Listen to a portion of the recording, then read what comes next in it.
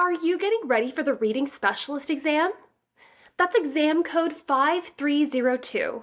My name is Jamie. I'm an educator and test prep expert for Study.com. And in this video, we'll walk you through 4 sample problems from the exam so that you're confident on test day. Ready? Let's jump in.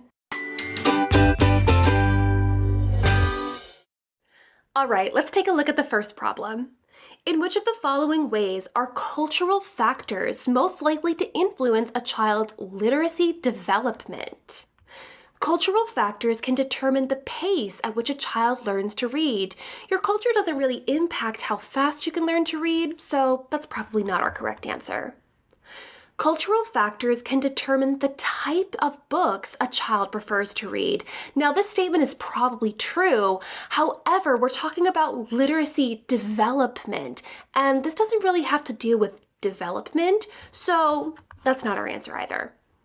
Cultural factors can influence a child's motivation to read and write. Now, different cultures do put different emphasis on schooling, learning to read and write. Some consider it more important and some don't. So this is a potential answer choice. Cultural factors can influence a child's ability to understand abstract concepts. Kind of like the first one, it doesn't really affect, your cultural background doesn't really affect your ability to think and ability to do things. So that's not our answer choice either. So that means this one, cultural factors can influence a child's motivation. That's definitely our answer choice. Question number 2. Which of the following is a key strategy for promoting oral language development in English learners? Offering constructive feedback by correcting every spoken error immediately. Now, this can actually be a little discouraging for our students that are still learning English because nobody wants to hear consistently how, they're not doing their best. So that's probably not our correct answer. Encouraging students to speak only when they are confident in their English skills. Nobody's 100% perfect. Nobody's going to be 100% perfect all the time. So encouraging students to only speak when they're confident, well, that's never going to happen. So that's not our answer either. Using English-only instruction consistently in the classroom. This can be a little intimidating, especially if the student doesn't really speak much or any English at all. So that's probably not the best answer choice either. Which means we have one answer choice left, but let's go ahead and read it just to make sure we didn't miss something. Providing opportunities for structured, meaningful conversations in English. Yeah, because this helps support the students and their learning in context. It can help build their confidence and fluency, so I would say that this is definitely the correct answer. Question number 3. In which of the following ways might a student's emotional state be likely to affect his or her literacy development? Emotional well-being can encourage a love for reading. Yeah, I would say that happy people probably enjoy things more, so I'm going to go ahead and put a star next to it. That could be the answer. Emotional distress can lead to increased creativity in writing. Not necessarily. A lot of times when people are in emotional distress, creativity is hindered, so I'm going to say that's probably not the best answer. Emotional well-being can lead to a preference in nonfiction texts.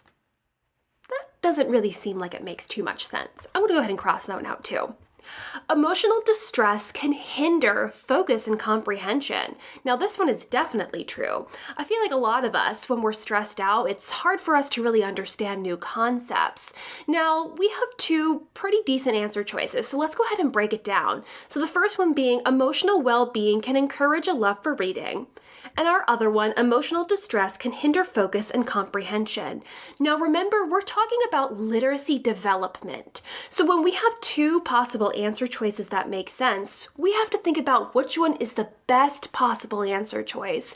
And when we're talking about literacy development, as much as love for reading can influence your literacy development, this one definitely affects it more because we're talking about comprehension, right? So I'm going to say that this one, emotional distress can hinder focus and comprehension, is definitely the answer choice. When a student is dealing with emotional distress, it can be challenging to concentrate on reading and writing assignments. Final question. Which of the following is a critical component of phonological awareness? Now remember that phonological awareness involves the ability to recognize and manipulate sound structures of language. So we're not talking about what we're reading, we're talking about what a student is hearing, the sounds and words that they are hearing. So let's keep that in mind as we're looking for components of phonological awareness. Identifying the main idea of a text. This has nothing to do with the sounds that a person is hearing. Understanding the sequence of events in a story. Once again, doesn't really have anything to do with sound. Decoding multisyllabic words independently.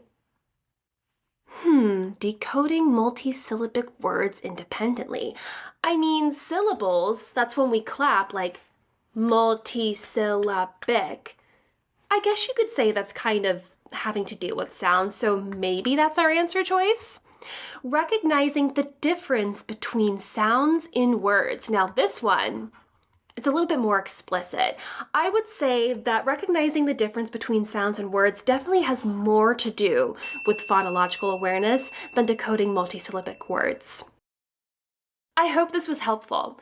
If you are looking for more ways to study, check out our other videos, and then also make your way over to study.com to check out our Praxis test prep courses.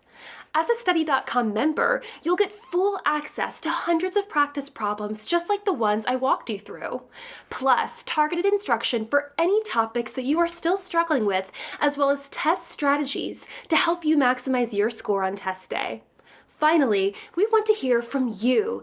Please like and subscribe if today's video was helpful, and then let us know down below in the comments section if there are any specific topics that you still want us to cover. Good luck and happy studying!